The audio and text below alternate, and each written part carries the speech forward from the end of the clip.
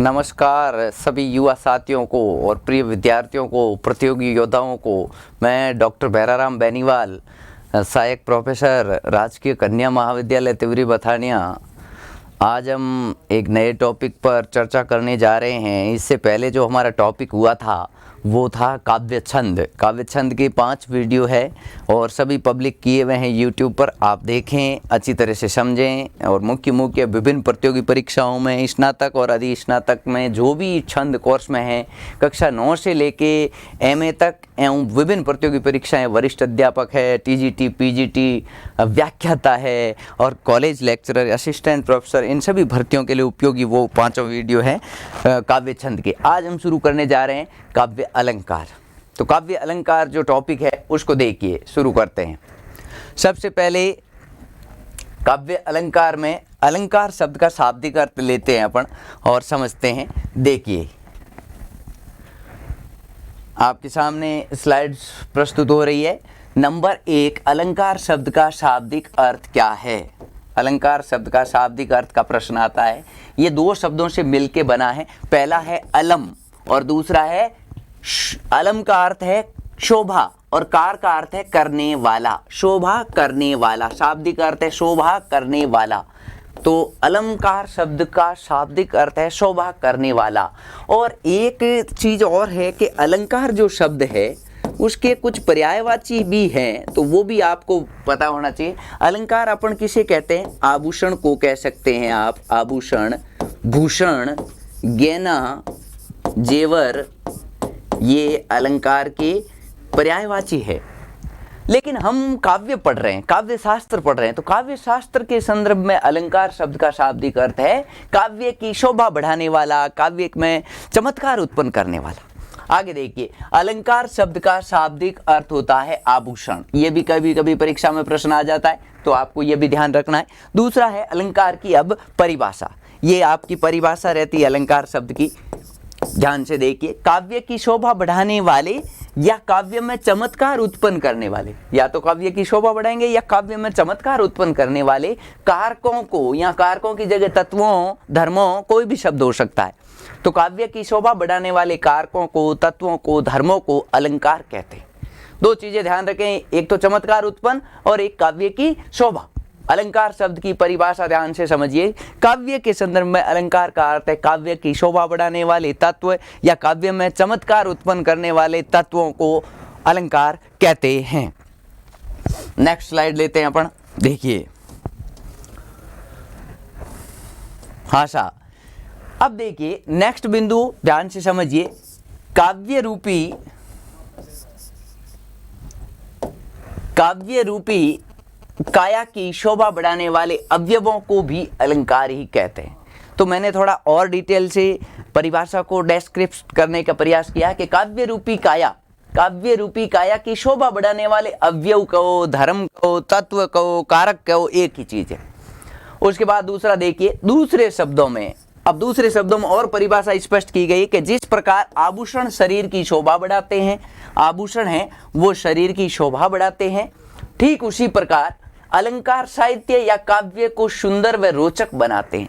यानी पाठक को अलंकार युक्त कविता या काव्य पढ़ने पर आनंदानुभूति होती है, उनको वो रुचिकर लगता है। तो मेन है काव्य को सुंदर और रोचक बनाने का काम अलंकार करते हैं। तो कभी कभी परीक्षाओं में ऐसा प्रश्न भी आता है कि अलंकारों का क्या महत्व है, अलंकार का महत्व बताइए। तो महत्व के संदर्भ में कि अलंकार काव्य की शोभा बढ़ाते हैं, काव्य को सुंदर बनाते हैं, काव्य में चमत्कार उत्पन्न करते हैं। कमल जी, इसमें वो वीडियो नहीं दिख रहा सामने, ये परवीन ने कुछ कर दिया। आगे देखिए नेक्स्ट। तो परिभाषा के 2 बिंदु हो गए। अगली स्लाइड लेते हैं अपन और उसको और डिटेल से समझते हैं। साथियों, वीडियो को अधिक से अधिक शेयर कर देना, आपका ये नैतिक धर्म है कि आप इस अच्छी क्लास को अधिक विद्यार्थियों तक पहुंचाएं। तो चलिए अब है अलंकार का महत्व। आगे हम बात पढ़ रहे हैं वो अलंकार के महत्व की पढ़ रहे हैं। अलंकार का क्या महत्व है, हम क्यों प्रयोग करते हैं कविताओं में, अलंकार काव्य में। तो महत्व के संदर्भ में नंबर 1 बिंदु है वो इंपॉर्टेंट है। आचार्य केशवदास है जो भक्ति काल और रीतिकाल के संधि स्थल पर खड़े कवि हैं, आचार्य केशव। इनको रामचंद्र शुक्ल ने कठिन काव्य का प्रेत भी कहा था, क्योंकि इन्होंने जो काव्य रचित है, इनके द्वारा जो रचित काव्य है वो थोड़ा क्लिष्ट है। आपने नाम सुना होगा रामचंद्रिका वगैरह का, कवि प्रिया, रसिक प्रिया, रामचंद्रिका। तो इन्होंने एक उक्ति कही है जो अलंकार के महत्व में सटीक बैठती है कि यद्यपि सुजाति सुलक्षणी शुभ्रण सरस सुवृत भूषण बिनु ने बिराजई कविता वनिता मित। अब इस उक्ति का अर्थ देखिए, ये अलंकारों के महत्व को प्रदर्शित करती है ये उक्ति। तो इस उक्ति में अर्थ देखिए, अर्थात श्रेष्ठ गुणी होने पर ही कविता और वनिता अर्थात स्त्री आभूषण अर्थात अलंकारों के बिना शोभा नहीं देते हैं।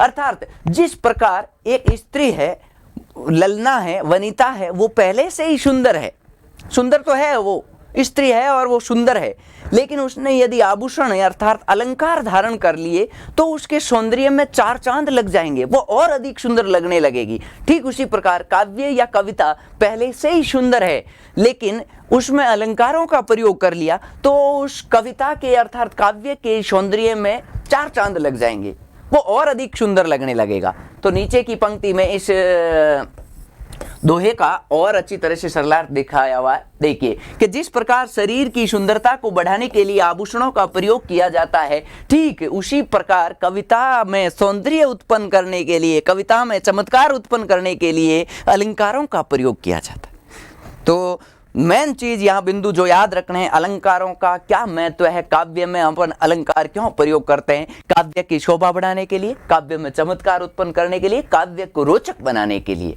और इसके लिए ये केशव का उदाहरण है, और इस उदाहरण का सरलार्थ आप सब समझ गए होंगे कि जिस प्रकार एक वनिता अर्थात स्त्री की शोभा आभूषण धारण करने से बढ़ जाती है, ठीक उसी प्रकार कविता में अर्थात काव्य में अलंकारों के प्रयोग से काव्य की शोभा बढ़ जाती है, सुंदरता बढ़ जाती है, काव्य में सौंदर्य उत्पन्न हो जाता है। चलिए आगे लेते हैं। नेक्स्ट बिंदु देखिए आप, यहां पर कुछ और उदाहरणों द्वारा बात स्पष्ट की गई है। अब ये एक ग्रंथ का नाम है काव्यदर्श, वेरी इंपॉर्टेंट। ये कम से कम 5-6 कॉम्पिटिटिव एग्जाम में प्रश्न आ चुका है, ये कॉलेज लेक्चरर में भी प्रश्न आया। काव्यदर्श के रचनाकार कौन है?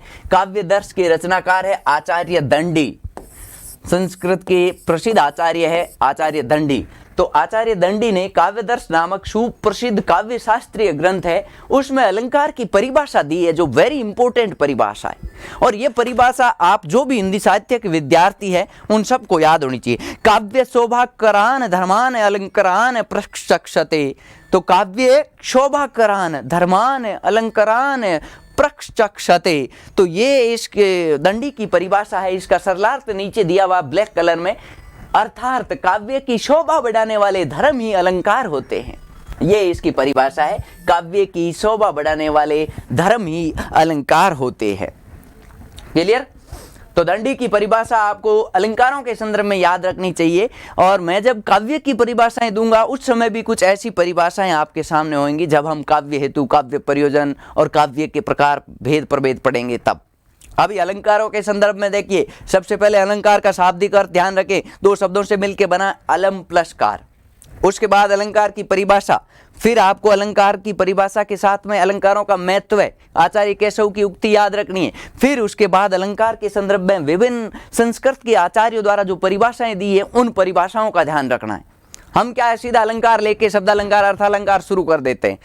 जो साहित्य का विद्यार्थी है, व्याख्याता की तैयारी कर रहा है या कॉलेज व्याख्याता की तैयारी कर रहा है, तो उनको थोड़ी सी ये परिभाषाएं भी पता होनी चाहिए। चलिए, काव्य शोभा करान धर्मान अलंकारान प्रक्षक्षते दंडी काव्यदर्श। काव्य की शोभा बढ़ाने वाले धर्म या तत्व ही अलंकार होते हैं। नेक्स्ट स्लाइड लेते हैं अपन। चलिए आगे देखिए, आचार्य वामन, अगली परिभाषा अपन चर्चा कर रहे हैं आचार्य वामन। और आचार्य वामन के जो अलंकार से संबंधित ग्रंथ है उस ग्रंथ का नाम भी वेरी इंपॉर्टेंट है, काव्य अलंकार सूत्र। काव्य अलंकार सूत्र नाम है, आचार्य वामन है जो अलंकारवादी आचार्य है। और इनकी जो परिभाषा है वो देखिए, काव्य शोभाया कर्तारो धर्मा गुणा, काव्य शोभाया कर्तारो धर्मा गुणा, ये इनकी परिभाषा है। साथ में इन्होंने एक और परिभाषा का अंश जोड़ा है, तदतिशय हेतवत् स्वयलंकाराः। अब इस उक्ति का अर्थ समझिए कि आचार्य वामन ने क्या कहा है कि गुण और अलंकार में भेद माना है। आचार्य वामन ने काव्य के जो गुण हैं, प्रसाद, माधुर्य, ओज और साथ में अलंकार, इन दोनों में मूल भेद माना है। क्या भेद माना है कि गुण काव्य की शोभा के उत्पादक धर्म होते हैं। काव्य गुण है जो काव्य की शोभा को उत्पन्न करने वाले तत्व हैं। काव्य गुण, अलंकार और गुण में भेद माना है। भेद क्या माना है कि काव्य गुण जो है वो काव्य की शोभा को उत्पन्न करने वाले तत्व है और अलंकार उसको बढ़ाने का काम करते हैं। यानी गुण और अलंकार दोनों चीज होती तब काव्य उपयोगी, सुंदर और चमत्कारपूर्ण होता है। यानी वामन का ये कहना है कि काव्य शोभाया कर्तारो धर्मा गुणा, यानी गुण होगा तभी अलंकार काम आएगा, पहले गुण ही नहीं है काव्य में। ठीक उसी प्रकार वामन ने इसी परिभाषा को आगे और स्पष्ट किया है, अपन आगे पढ़ेंगे। उन्होंने कहा है कि एक बूढ़ी बुजुर्ग महिला है जो थोड़ी कुरूप है और वो तरह तरह के आभूषण धारण कर ले तो क्या वो सुंदर दिखेगी? नहीं दिखेगी, वो फिर कुरूप लगेगी, वो भद्दी लगेगी। जैसे बूढ़ी 80 साल की कोई बुजुर्ग महिला है, वो कुरूप है, उसकी चमड़ी और उस पर झुर्रियाँ आ गई है और अब वो खूब आभूषण धारण कर ले तो वो सुंदर नहीं लगेगी। ठीक उसी प्रकार कविता में भी अनावश्यक अलंकारों का प्रयोग कर लिया तो वो कविता रोचक नहीं लगेगी, नीरस लगेगी। तो इस उक्ति को याद रखें। आचार्य वामन की पुस्तक का नाम काव्य अलंकार सूत्र और उक्ति है काव्य शोभाया कर्तारो धर्मा गुणा। प्रसिद्ध उक्ति यही है और इस उक्ति का अर्थ है कि गुण और अलंकार में भेद किसने माना है? आचार्य वामन ने। क्या भेद माना है कि गुण काव्य की शोभा के उत्पादक धर्म होते हैं, तत्व होते हैं, काव्य की शोभा को बढ़ाने वाले उत्पादक धर्म है और अलंकार उसको और अधिक बढ़ाने वाले होते हैं। और इसको और अधिक स्पष्ट किया है नेक्स्ट स्लाइड में, देखिए आप, मैंने पूरा आपको यहाँ रिटर्न में भी दे दिया है, स्लाइड्स में आप स्क्रीनशॉट ले सकते हैं। यदि एक रूपवान रमणी आभूषण पहनती है तो उसका सौंदर्य और बढ़ जाता है। वामन कहते हैं कोई रूपवान है, पहले से ही सुंदर है और वो यदि आभूषण धारण कर लेती है तो वो बहुत अधिक सुंदर लगती है, उसका सौंदर्य बढ़ जाता है। जबकि यदि कोई कुरूप या वृद्ध या अंग भंग विकलांग रमणी आभूषण पहनती है तो हंसी का पात्र बनेगी, फिर वो सुंदर नहीं लगेगी। तो यहाँ कहने का तात्पर्य यह है कि काव्य गुण से विहीन नहीं हो सकता, बिना गुणों का काव्य नहीं है, उसकी कोई सामाजिक उपयोगिता नहीं रहेगी। तो गुण विहीन काव्य नहीं काम का है, चाहे वह अलंकार से विहीन हो जाए, लेकिन गुण नहीं होने चाहिए। बिना गुण का काव्य काम का नहीं है। यदि काव्य है और उसमें आपने अलंकार का प्रयोग नहीं किया तो भी चल जाएगा, लेकिन गुण होना चाहिए। अर्थात काव्य के लिए उसके गुणों का होना आवश्यक है। यह किसने माना? आचार्य वामन ने। काव्य शोभाया कर्तारो धर्मा गुणा, ये पंक्ति याद रखें। उसके बाद नेक्स्ट स्लाइड लीजिए, परिभाषा ही चल रही है अभी। अगली परिभाषा वेरी इंपॉर्टेंट है, जो अभी वाला जो कॉलेज लेक्चरर एग्जाम हुआ है 2020 वाला, उस एग्जाम में 21 में जो एग्जाम हुआ उसमें ये प्रश्न आया, अलंकरोति इति अलंकारः अथवा अलंक्रियते अनेन से अलंकारः। ये दो पंक्तियां याद रखें, किसकी है? अलंकरोति इति अलंकार है, अलंक्रियते अनेन से अलंकार, अर्थात अलंकार शोभा बढ़ाने का कार्य करता है अथवा जिसके द्वारा शोभा बढ़ाए जाने का कार्य संपादित होता है वही अलंकार है, ये वामन कहते हैं। बहुत अच्छी पंक्ति वामन की। भाई प्रवीण जी वीडियो मत ऑफ करो। वामन की जो पंक्ति है उसको ध्यान से समझिए। अलंकरोति इति अलंकार, अलंक्रियते अनेन से अलंकार, ये दोनों ही पंक्तियां विभिन्न प्रतियोगी परीक्षाओं में पूछी जाती है और ये पंक्तियां आपको याद होनी चाहिए। ठीक है, बिल्कुल चलेगा। और इस पंक्ति का अर्थ क्या है ये भी यहाँ दिया हुआ है कि जिसके द्वारा शोभा बढ़ाए जाने का कार्य संपादित होता है वही अलंकार है। यानी जो काम शोभा बढ़ाने का कर रहा है, कौन कर रहा है? अलंकार, तो वही अलंकार है। तो अब अलंकार की परिभाषा आपके काफी स्पष्ट हो गई होगी। नेक्स्ट देखिए, अब हम बात करते हैं तीन चीजें हैं जो ध्यान से समझनी है कि काव्य में अलंकारों का उपयुक्त स्थान निर्धारित करने में तीन बातों का ध्यान रखना आवश्यक है। वो तीन बातें कौन सी है? नंबर 1, अलंकारों का प्रयोग शोभा बढ़ाने का साधन है, साध्य नहीं। Very important. यहां से कैसे प्रश्न आ सकता है? व्याख्याता एवं कॉलेज लेक्चरर में ऐसे प्रश्न आ सकता है कि निम्न में से कौन सा कथन असत्य है, वहां ऐसे कथन दिए रह सकते हैं। तो ये जो तीन बातें हैं, ये तीन बातें जो व्याख्याता की तैयारी कर रहा है या जो असिस्टेंट प्रोफेसर की तैयारी कर रहा है, उनके लिए वेरी इंपॉर्टेंट है। तो देखिए, नंबर 1, अलंकारों का प्रयोग शोभा बढ़ाने का साधन है, साध्य नहीं है। यानी यहाँ कहने का तात्पर्य यह है कि अलंकारों का प्रयोग करना कवि का लक्ष्य नहीं है। कवि ये टारगेट नहीं करता कि मैं तरह तरह के बहुत सारे अलंकार प्रयोग करूंगा। उसका लक्ष्य नहीं होना चाहिए। कवि जो कविता लिख रहा है, जो काव्य लिख रहा है, उसका टारगेट अर्थात लक्ष्य नहीं होना चाहिए केवल अलंकारों का प्रयोग करना। आगे देखिए, केवल इस कारण प्रयुक्त अलंकार बोझिल, क्लिष्ट और अस्पष्ट वाणी बन जाते हैं। कवि यदि लक्ष्य करके, टारगेट करके कविता में अलंकारों का प्रयोग करेगा तो वो कविता बोझिल लगेगी, वो अस्पष्ट वाणी हो जाएगी, वो क्लिष्ट लगेगी। यदि कवि कविता लिख रहा है और स्वाभाविक अलंकारों का प्रयोग हो रहा है, स्वाभाविक रूप से हो रहा है, तो यदि वो कर लेगा तो वो कविता फिर सुंदर होगी। उस कविता में अलंकार चमत्कार उत्पन्न करेंगी। तो पहली पंक्ति समझी। पहली पंक्ति में यही है कि अलंकार काव्य की शोभा बढ़ाने के साधन है, साध्य नहीं है। जानबूझकर कवि लक्ष्य लेकर यदि कवि अलंकारों का प्रयोग करेगा तो वो कविता क्लिष्ट बन जाएगी, बोझिल बन जाएगी। दूसरी बात समझिए साथियों। दूसरी बात है, अलंकार प्रकृति सौंदर्य की ही शोभा बढ़ाते हैं। यानी प्राकृतिक रूप से जो सौंदर्य है उसी की शोभा बढ़ाते हैं अलंकार। यहाँ कहने का तात्पर्य यह है कि यदि काव्य स्वयं काव्य गुण से रहित हो, यानी ऐसा काव्य लिखा है जिसमें कुछ गुण है ही नहीं, गुण रहित है, तो अलंकार उसकी शोभा नहीं बढ़ा सकते। अलंकारों की इतनी बड़ी औकात नहीं है कि गुणहीन काव्य की भी शोभा बढ़ा दे। बहुत महत्वपूर्ण बात है, इसको ढंग से समझिए कि अलंकारों की ये हैसियत नहीं है कि गुणहीन काव्य की भी शोभा बढ़ा दें। तो ये थोड़ा ध्यान रखें, काव्य गुण से रहित हो तो अलंकार उसकी शोभा नहीं बढ़ा सकते। गुण होना आवश्यक है, बिना गुण के काव्य की में शोभा नहीं बढ़ा सकते अलंकार। आगे दीजिए, अंग भंग अथवा शारीरिक सौंदर्य के अभाव में आभूषण धारण करती हुई रमणी शोभा नहीं बढ़ा सकती। यानी उसका पहले से ही अंग भंग है, कानी है, नाक नहीं है, कान नहीं है, लूली है, लंगड़ी है, और फिर वो खूब सारे आभूषण धारण कर ले तो वो सुंदर नहीं लगेगी। खूब सारी फेयर एंड लवली लगा दे तो भी सुंदर नहीं लगेगी। अभी जैसे अपने भैंस होती है, बिल्कुल काली होती है ना, ब्लैक, भैंस पर कितनी फेयर एंड लवली लगा दो वो तो गोरी थोड़ी होगी। तो ठीक उसी प्रकार अंग भंग अथवा शारीरिक सौंदर्य के अभाव में आभूषण रमणी की शोभा नहीं बढ़ा सकते। ठीक उसी प्रकार बिना गुण के रहित गुण काव्य गुण से रहित कोई कविता है तो अलंकार उसकी शोभा नहीं बढ़ा सकते। तो दूसरी पंक्ति क्लियर हुई। तीसरी पंक्ति समझिए साथियों। तीसरी और अंतिम पंक्ति क्या है कि अलंकार का प्रयोग स्वाभाविक रूप से होना चाहिए। बहुत अच्छी बात है, आप ध्यान रखें, यदि कोई कविता लिख रहा है और स्वाभाविक रूप से उसकी कविता में कुछ अलंकार आ गए हैं, यमक श्लेष उपमादि तो आ गए हैं, तो सौंदर्य बढ़ जाएगा। और यदि कृत्रिम रूप से जानबूझकर लक्ष्य लेके कवि ने अलंकारों का प्रयोग किया है, अर्थात अस्वाभाविक रूप से अलंकार प्रयोग किए हैं, तो वो काव्य की शोभा नहीं बढ़ा सकती। तो तीन बातें जो अलंकारों के महत्व को, अलंकारों के स्थान को निर्धारित करती हैं, वो तीनों ही इंपॉर्टेंट है, ध्यान रखें आप। अब हम भेद की बात करते हैं। अलंकारों के कितने भेद होते हैं? अलंकार के मुख्यतः 3 भेद होते हैं। कितने भेद होते हैं? 3 भेद। ध्यान रखें, अलंकारों के 3 भेद है।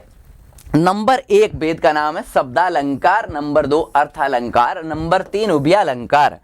कुछ परीक्षाओं में ऐसा प्रश्न आता है या कुछ किताबों में भी ऐसा लिखा रहता है कि अलंकारों के 2 ही भेद है, शब्दालंकार, अर्थालंकार। मोटे तौर पर अलंकारों के 2 ही भेद है, लेकिन कुल भेदों की बात होती है तो 3 ही भेद मानने हैं, शब्दालंकार, अर्थालंकार और उभयालंकार। जब चमत्कार शब्द के अंतर्गत निहित हो, अर्थात उसके पर्यायवाची रखने पर अलंकार नष्ट हो जाए, वहां शब्दालंकार। जहां शब्द के अर्थ में अलंकार निहित हो, अर्थात उस शब्द के पर्यायवाची रखने पर भी अलंकार नष्ट नहीं हो, वहां होता है अर्थालंकार। और जहां शब्द और अर्थ दोनों में ही अलंकार निहित होता है, वहां होता है उभयालंकार। उभय यानी उभय शब्द का अर्थ क्या है? दोनों। चलिए साथियों, आगे बात करते हैं शब्दालंकार की परिभाषा की। शब्दालंकार किसे कहते हैं? कविता में जहां सौंदर्य शब्दों के द्वारा उत्पन्न किया जाता है, वहां शब्दालंकार होता है। यानी चमत्कार किसमें रहेगा? शब्द के अंतर्गत निहित रहेगा। कविता में जहां सौंदर्य शब्दों के द्वारा उत्पन्न किया जाता है, वहां शब्दालंकार होता है। आगे इसी परिभाषा को और स्पष्ट किया गया है कि यदि शब्दों के स्थान पर उनके पर्यायवाची रख देते हैं तो काव्य में चमत्कार नष्ट हो जाता है, अर्थात अलंकार रहता ही नहीं है। जैसे मैं एक उदाहरण देता हूं, यहां पर पूरा उदाहरण नहीं लिख के एक पंक्ति लिखता हूं। रईमन पानी राखिए बिन पानी सब सून, पानी गए न उबरे, पानी गए न उबरे, मोती मानस चून। श्लेष अलंकार का उदाहरण है मोती मानुष चून।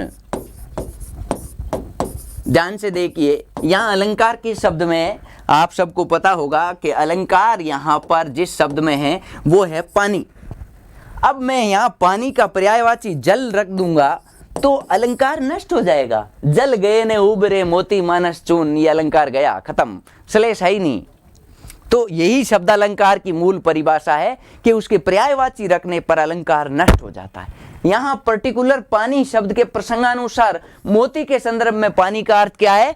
चमक। मानुष के संदर्भ में, मनुष्य के संदर्भ में पानी का अर्थ क्या है? इज्जत। और चून के संदर्भ में पानी का अर्थ क्या है? जल। तो ये है शब्दालंकार, यानी शब्द का पर्यायवाची रखने पर अलंकार नष्ट हो जाता है, वो शब्दालंकार कहलाता है। और प्रमुख शब्दालंकार कौन कौन से हैं जो विभिन्न प्रतियोगी परीक्षाओं एंड एकेडमिक परीक्षाओं में पूछे जाते हैं? यहां मैंने 6-7 के नाम लिखे हैं। अब कॉम्पिटेटिव एग्जाम में ऐसा प्रश्न भी आ सकता है, निम्न में से कौन सा शब्दालंकार नहीं है? बहुत हल्का प्रश्न है। तो प्रमुख शब्दालंकार 6 है, 6 के 6 मैंने लिख दिए हैं। अनुप्रास, यमक, श्लेष, वक्रोक्ति, पुनरुक्ति प्रकाश। पुनरुक्ति प्रकाश का ही दूसरा नाम है विप्सा। बहुत अच्छी बात है, ये ध्यान रखें, पुनरुक्ति प्रकाश कहो या विप्सा कहो एक ही है। और अगला है पुनरुक्ति वदाभास, पुनरुक्त वदाभास। तो ये पुनरुक्त वदाभास तो लगभग सभी के कोर्स में नहीं है, लेकिन अनुप्रास, यमक, श्लेष, वक्रोक्ति, पुनरुक्ति प्रकाश लगभग कोर्स में रहता है। जैसे मैं यहाँ सेकंड ग्रेड की बात करूं तो सेकंड ग्रेड में 3 कोर्स में है, यमक, श्लेष, वक्रोक्ति। मैं इस जयनारायण व्यास विश्वविद्यालय स्नातक फाइनल ईयर की बात करूं तो फाइनल ईयर में 4 कोर्स में यहाँ से अनुप्रास, यमक, श्लेष, वक्रोक्ति। मैं स्कूल व्याख्याता की बात करूं तो 3 कोर्स में है, यमक, श्लेष, वक्रोक्ति। ऐसे कॉलेज लेक्चरर की बात करूं तो 4 कोर्स में है, अनुप्रास, यमक, श्लेष, वक्रोक्ति। तो मुख्यतः ये 4 ही कोर्स में रहते हैं, अपन सबको पढ़ेंगे। तो जिसके लिए जो उपयोगी है वही चीज आप नोट आउट कर लें, नोट्स बना लें। तो थैंक यू। चलते हैं शब्दालंकारों पर चर्चा स्टार्ट करते हैं। नंबर 1, पहले थोड़ी अर्थालंकार की परिभाषा देख लेते हैं, उसके बाद आगे चलेंगे। अर्थालंकार किसे कहते हैं? देखिए, जो काव्य में अर्थ के द्वारा चमत्कार उत्पन्न करते हैं वे अर्थालंकार कहलाते हैं। यानी अलंकार या चमत्कार अर्थ में नहीं तो शब्द के अर्थ में निहित, नाम से ही पता चल रहा है अर्थालंकार। तो शब्द के अर्थ में यदि अलंकार निहित है तो वो क्या है? अर्थालंकार कहलाते हैं। जैसे यहाँ कौन कौन से अर्थालंकार है उन सब के नाम लिखे हुए हैं, बहुत ज्यादा है अर्थालंकारों की लिस्ट लंबी है। देखिए, मैं स्कूल लेक्चरर की बात करता हूं तो स्कूल लेक्चरर में 12 अर्थालंकार कोर्स में है। मैं यदि बात करता हूँ स्नातक फाइनल ईयर की तो वहाँ 8 है या 7 अर्थालंकार कोर्स में। सेकंड ग्रेड की बात करता हूँ तो वहाँ भी 8 अर्थालंकार कोर्स में। कॉलेज लेक्चर की बात करता हूँ तो वहाँ 15 के आसपास अर्थालंकार कोर्स में। तो प्रमुख जो भी अर्थालंकार है वो सब मैं यहाँ यूट्यूब के माध्यम से पढ़ाऊँगा। नंबर 1, उपमा, रूपक, उत्प्रेक्षा, अतिशयोक्ति, उदाहरण, दृष्टांत, विरोधाभास, भ्रांतिमान, संदेह, विभावना, विशेषोक्ति, प्रतीप, मानवीकरण, उल्लेख, स्मरण, परिकर, आक्षेप, ये प्रतीप डबल लिखा गया है, काव्यलिंग, अन्योक्ति, उपमेयोपमा आदि। आगे देखिए, आगे लिखा हुआ है कि यहाँ शब्दों की जगह पर उनके पर्यायवाची भी रख दिए जाते हैं तो भी उनका चमत्कार यथावत रहता है, अर्थात चमत्कार नष्ट नहीं होता है, क्योंकि यहाँ अलंकार शब्द के अर्थ में निहित होता है। जैसे मैं उपमा का कोई उदाहरण ले लेता हूं, यहाँ उदाहरण लेता हूं उपमा का, सागर सा गंभीर हृदय हो, सागर सा गंभीर हृदय हो, ये किस अलंकार का उदाहरण है? उपमा अलंकार का। और मैं कह रहा हूं कि यहाँ अलंकार उपमा, उपमा के 4 अंग है, तो हृदय क्या हो गया? उपमेय। सागर क्या हो गया? उपमान। मैं यहाँ हृदय का पर्यायवाची भी रख सकता हूँ और सागर का पर्यायवाची समुद्र भी रख सकता हूँ, फिर भी अलंकार नष्ट नहीं होगा। लेकिन इससे पहले जो शब्द अलंकार पढ़ा था, वहां मैंने उदाहरण दिया था पानी गए ने उबरे मोती मानस चून, वहां पानी का पर्यायवाची जल रखूंगा, अलंकार खत्म।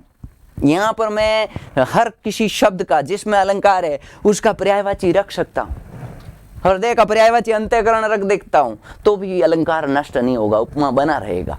तो ये है अर्थालंकार। ओके साथियों, आगे लेते हैं।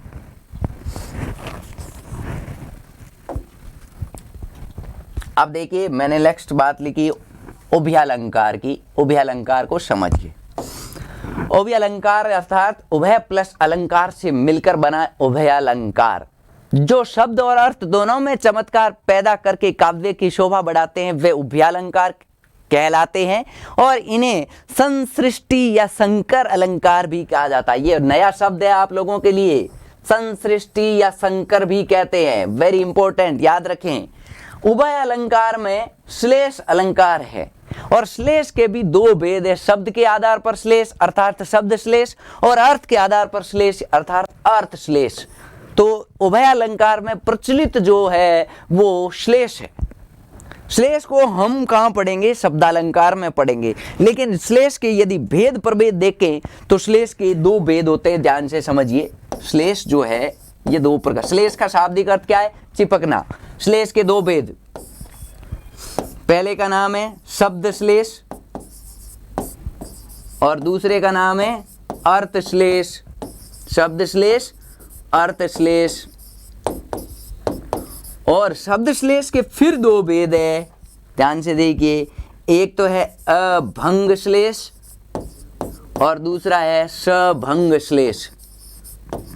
तो ये उभय अलंकार में ओनली श्लेष अलंकार है, जिसमें शब्द के आधार पर भी श्लेष होता है, अर्थ के आधार पर भी श्लेष होता है। विभिन्न प्रतियोगी परीक्षा और एकेडमिक परीक्षाओं में ये उभय अलंकार कोर्स में नहीं है, फिर भी नॉलेज होना चाहिए आपको। यहाँ शब्द के अर्थ में और उसके पर्यायवाची में, दोनों में रखने पर भी चमत्कार नष्ट नहीं होता है। इन्हें संसृष्टि या संकर भी कहते हैं। चलिए साथियों, अब शुरू करते हैं शब्द अलंकार। प्रमुख शब्द अलंकार कौन कौन से बताए, अभी नाम याद कर लेना। मैं एक बार पुनः दोहरा रहा हूं, शब्द अलंकारों के नाम याद कर लीजिए। नंबर 1 अनुप्रास, नंबर 2 श्लेष, नंबर 3 यमक, नंबर 4 वक्रोक्ति, नंबर 5 पुनरुक्ति प्रकाश या विप्सा और नंबर 6 पुनरुक्ता वदाभास। 6 नाम लिखे हैं शब्द अलंकार के, ये 6 के 6 आपके दिमाग में होने चाहिए।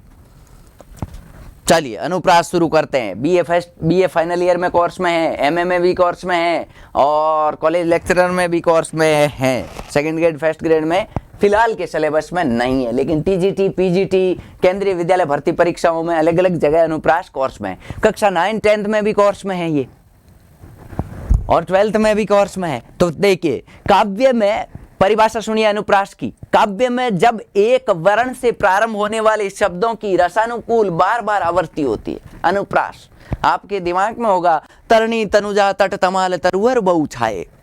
काव्य में जब एक ही वर्ण से, या ध्यान रखें, एक वर्ण भाषा की सबसे छोटी इकाई है।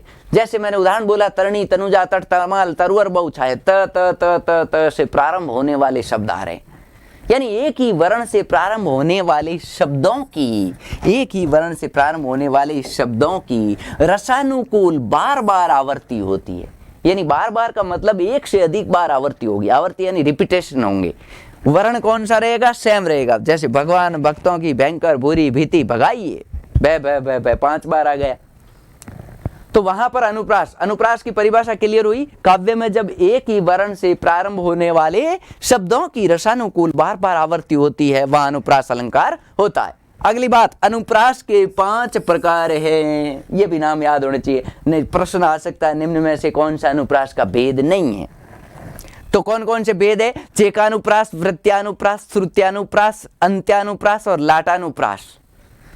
अब देखिए एक एक भेद को अपन डिटेल से पढ़ते हैं। नंबर 1, अनुप्रास के पहले भेद पर चर्चा कर रहे हैं। देखिए साथियों, उदाहरण भी है और परिभाषा भी है हर अलंकार के भेद की। नाम है छेकानुप्रास। छेकानुप्रास, काव्य में जहां एक वर्ण से आरंभ होने वाले शब्दों की कावर्ती केवल एक ही बार हो। छेकानुप्रास का मतलब है एक वर्ण से आरंभ होने वाले शब्द की आवर्ती ओनली 1 बार होगी, 1 बार होगी। वहां कौन सा होगा? छेकानुप्रास। परिभाषा याद रखें। अब देखिए अपन उदाहरण करते हैं, मैं नीचे अंडरलाइन कर रहा हूं, भ भ म म। इस उदाहरण में देखिए क्या उदाहरण है? भरत, भारती, मंजू, मराली। भरत और भारती में भ भ एक एक बार आया। एक वर्ण की आवर्ती कितनी होगी? एक वर्ण से प्रारंभ होने वाले शब्दों की आवर्ती केवल 1 बार। ये पहली बार आया और उसकी आवर्ती 1 बार हुई। फिर है मंजू, मराली या म, तो 1 बार और हो गई। तो पहला उदाहरण ये हो गया आपके भरत, भारती, मंजू, मराली। दूसरा देखिए, मोहनी मूरत, सांवरी सूरत, नैना बने रस विशाल। बहुत अच्छा उदाहरण है, मीरा का है। मोहनी मूरत, सांवरी सूरत, नैना बने विशाल। अब देखिए पहले में मैं 1 बार आवर्ती हो गई। फिर सांवरी सूरत, स, मैं नीचे अंडरलाइन कर रहा हूं, सांवरी सूरत। और उसके बाद है नैना बने।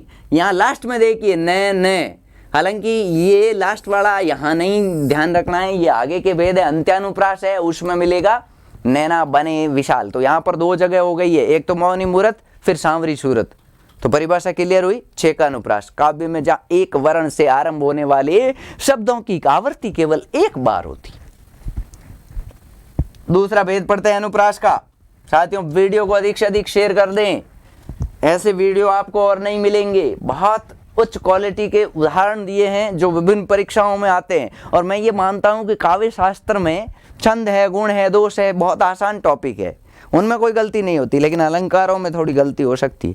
कॉम्पिटिटिव एग्जाम में प्रश्न कैसे आएगा? अलंकार का उदाहरण दे के पूछेंगे इसमें कौन सा अलंकार है। या जो रिटर्न तैयारी कर रहे हैं, एमए हैं, बीए हैं, उनके भी ऐसे उदाहरण दे के पूछेंगे कि इस अलंकार के लक्षण लिखिए, इस पंक्ति में कौन सा अलंकार है, उदाहरण लिखिए। चलिए साथियों, 2 नंबर वृत्त्यानुप्रास। वृत्त्य प्लस अनुप्रास से शब्द बना वृत्त्यानुप्रास।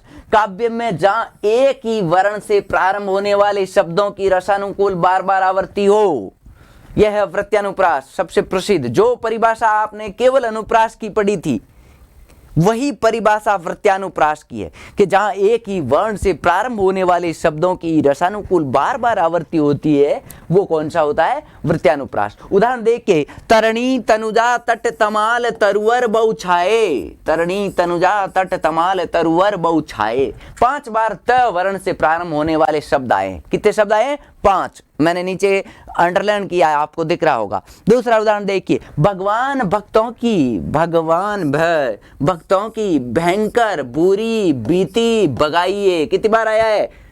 6 बार। मैं नंबर लगा रहा हूं, 1 2 3 4 5 6। तो 6 बार भय वर्ण से प्रारंभ होने वाले शब्द आए हैं, विशेष ध्यान रखें। उसके बाद देखिए नेक्स्ट उदाहरण दिया हुआ है, चारू चंद्र की चंचल किरणें खेल रही है जल थल में। कितनी बार आया? 3 बार। च कितनी बार आया? 3 बार। च वर्ण से प्रारंभ होने वाले शब्द कितनी बार आए? 3 बार। चारू चंद्र की चंचल किरणें खेल रही है जल थल में। तो ये है आपके वृत्त्यानुप्रास। साथियों यहाँ पर वो भी आप उदाहरण ले सकते हैं जो एक गाना भी है, चंदू के चाचा ने चंदू की चाची को चांदी की चम्मच से चटनी चटाई। चे 7-8 बार आ गया। तो यहाँ पर भी वृत्त्यानुप्रास है। नेक्स्ट देखिए साथियों, अगला भेद है अनुप्रास का, जिसका नाम है श्रुत्यानुप्रास। क्या नाम है? श्रुत्यानुप्रास। बहुत अच्छा अलंकार का भेद है श्रुत्यानुप्रास। काव्य में जब एक ही उच्चारण स्थान, वेरी वेरी इंपॉर्टेंट, श्रुत्या, श्रुत्या मतलब सुनना। यहाँ जो शब्द है श्रुत्य प्लस अनुप्रास से बना है। और इस श्रुत्य शब्द का क्या अर्थ है? जो सुनने में, श्रुत्य अर्थात सुनने में। तो सुनने का मतलब है एक ही उच्चारण स्थान। टोटल उच्चारण स्थान कितने होते हैं साथियों? 8 उच्चारण स्थान होते हैं। व्यंजनों में हम पढ़ेंगे, वर्ण विचार पढ़ाऊंगा तब आपको बताऊंगा। 8 उच्चारण स्थान, कंठ, तालु, मूर्धा, दंत, ओष्ठ, नासिका, यूं नाम सुने होंगे। तो जब एक ही उच्चारण स्थान से बोले जाने वाले वर्णों से आरंभ होने वाले शब्दों की आवर्ती है, जैसे क, ख, ग, घ, ये जो 4 मैंने वर्ण बोले हैं और 5वां अंग, इन 5ओं का उच्चारण स्थान कहाँ है? कंठ। इन 5 में से किसी भी वर्ण में कभी क आएगा, कभी ख आएगा, कभी ग आएगा। इन वर्णों से आरंभ होने वाले शब्दों की आवर्ती होती है, और कहीं भी आ सकते हैं, आगे भी आ सकता है, बीच में। अब देखिए यहां पर किस वर्ण में आएंगे? त, थ, द, ध, न। त, थ, द, ध, न, इनका उच्चारण स्थान कहाँ है? दांत, दंत से। तो देखिए दिनांत था थे दिननाथ डूबते, सधेनु आते गृह ग्वाल बाल थे। तो देखिए द, न, त, थ, द, ध, न, थ, फिर देखिए त, कितने वर्ण आ गए? 8-10 वर्ण आए हैं जिनका उच्चारण स्थान कौन सा है? दंत्य। आगे देखिए वापस आया हुआ त, थ, द, ध, न, त, द आया हुआ है, न आया हुआ है, त आया हुआ है। वापस देखिए य पर आ गया तालु में, रे, ले आ गया, देखिए ले, ये थे। कितने वर्ण आए हुए? टोटल 15 से अधिक बार ताल दंत्य से उच्चरित होने वाले ध्वनि आई है। तो श्रुत्यानुसार प्रास का मतलब है एक ही उच्चारण स्थान से बोले जाने वाले वर्णों से आरंभ होने वाले शब्दों की आवर्ती, ध्यान रखें। फिर आगे देखिए तुलसीदास सहित निश दिन देखत तुमरी निठुराई, इसमें कौन से हैं? यहां भी देखिए एक तो स आया हुआ है, देखिए यहां भी ये स था, ये दंत्य है। तो त, ल, स, द, स, ये सभी के सभी दंत्य है। उसके बाद देखिए स, त, फिर ने, स, दे, न, दे, त, तू, ने, ये मैंने अंडरलाइन किए हैं, ये सभी कौन से हैं? दंत्य है। तो दंत्य वर्ण हैं यहाँ पर। तो एक ही उच्चारण स्थान दांत से उच्चरित होने वाले दंत्य कौन कौन से हैं? मैं एक बार लिख देता हूँ दंत्य कौन कौन से? त, थ, द, ध, न, 5 ये हो गए। अब इसके साथ में य, र, ले आ जाएगा और साथ में दंत्य है। ये मैंने इतने वर्ण लिखे हैं, इनका उच्चारण स्थान दंत्य है। तो इन एक ही उच्चारण स्थान से प्रारंभ होने वाले वर्णों की बार बार, वर्णों से प्रारंभ होने वाले शब्दों की बार बार आवृत्ति होती है। वहां क्या होता है? श्रुत्यानुप्रास अलंकार होता है। चलिए साथियों आगे देखते हैं अनुप्रास का चौथा भेद, ध्यान से समझिए। अनुप्रास के चौथे भेद को ध्यान से समझिए।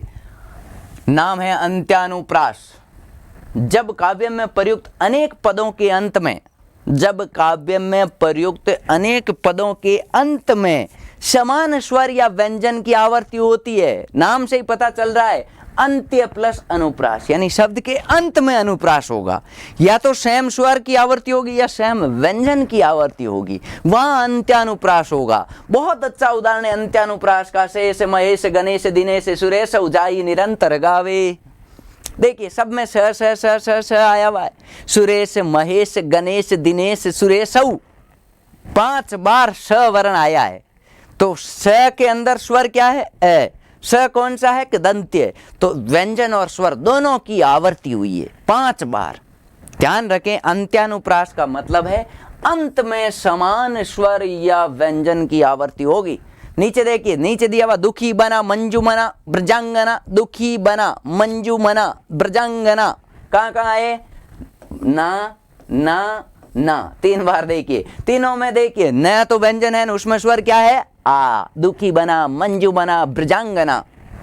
तो पहला उदाहरण ये हो गया, दूसरा उदाहरण ये हो गया। दो उदाहरण यहाँ पर लिए है प्रचलित। तो आपके क्लियर हो गया होगा अंत्यानुप्रास यानी अंत में स्वर या व्यंजन सेम आएगा, उनकी आवर्ती होगी। ओके साथियों आगे देखिए, नेक्स्ट जो ले रहे हैं अपन 5वां और अंतिम भेद, जिसका नाम है लाटानुप्रास। लाटानुप्रास का मतलब लाट प्लस अनुप्रास। लाट का मतलब क्या है भाई?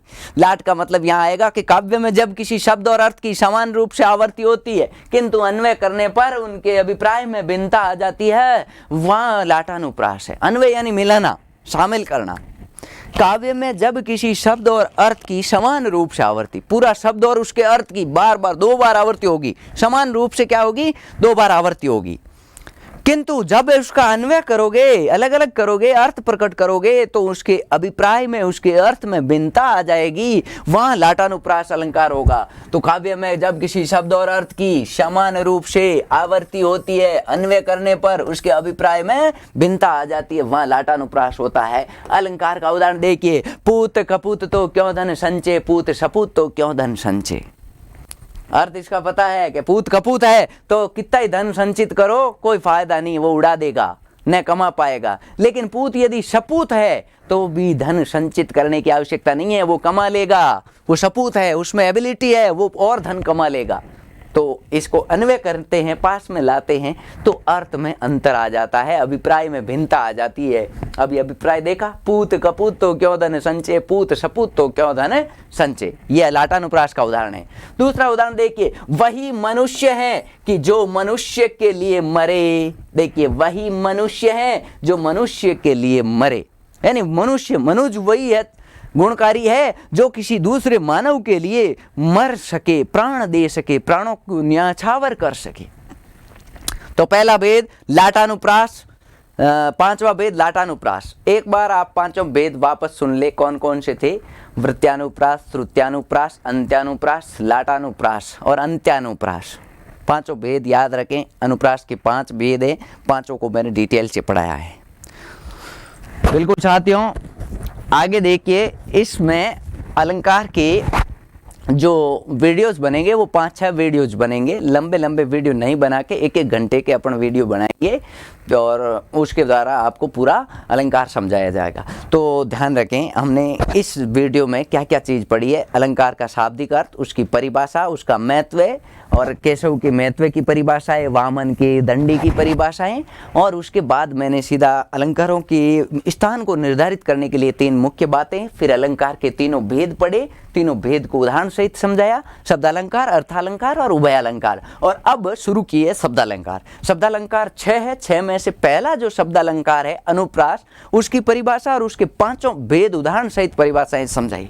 आपसे हाथ जोड़कर विनती है, आप अधिक से अधिक इस वीडियो को शेयर करें और जल्द ऑनलाइन प्लेटफॉर्म पर आपको ये वीडियोज और पूरे कोर्स है जो ऐप के माध्यम से उपलब्ध होने वाले हैं, और 1 फरवरी को ये कार्य स्टार्ट हो जाएगा। आप सभी को बहुत बहुत शुभकामनाएं, आपका सहयोग बना रहे। चाहे कक्षा 9 से लेके MA तक का कोई स्टूडेंट हो, उनके लिए ये वीडियो उपयोगी है, या कोई प्रतियोगी परीक्षा में PGT, TGT, वरिष्ठ अध्यापक, व्याख्याता और इस कॉलेज व्याख्याता, देश के किसी भी संस्थान से या किसी भी भर्ती एजेंसी के लिए तैयारी कर रहे हो, हिंदी साहित्य के विद्यार्थी हो, या आप नेट, GRF या सेट की तैयारी कर रहे हो, तो उनके लिए ये वीडियो उपयोगी है। बहुत बहुत धन्यवाद। Doctor Bhairaram Beniwal. Okay, thank you.